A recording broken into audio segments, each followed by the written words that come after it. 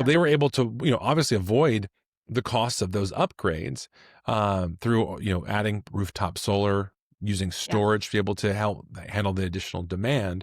But we also took their 18-month timeline down to under 9 months. And so they were Yeah. able to make sure that they were able to deliver this in a much faster way and get that whole new production facility up and running.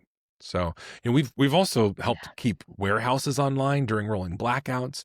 When you think about, and again, like, looking at a food processing plant, like if you have food that spoils because you don't have refrigeration, that's a massive problem, right? That can cost you millions, tens of millions of dollars in just what you have on hand.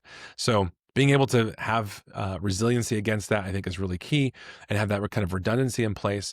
But then you get this nice little benefit of all of their neighbors now Yeah. of this, of these guys, basically got the benefit of having the reduced burden on the grid that they all share and use, which is pretty cool. So, like, also what you're saying there too then is by having solar and kind of going that route, we're actually taking probably a little bit of the burden off of the grid, right? Because it's like Exactly right. mitigating where it's coming from.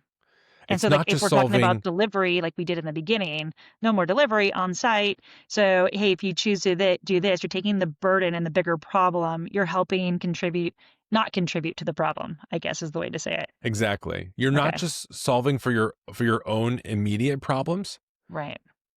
but you're actually bringing a community benefit as well. I love that. It's amazing. Yeah. So, what does that mean for business owners? How Well, should they think about this? yeah. So, I mean, one, you're not just installing solar, right? You're Right. procuring power independence. You're mitigating delivery risk, and you're avoiding, volatility, both for on the availability of power, but also in price volatility as well.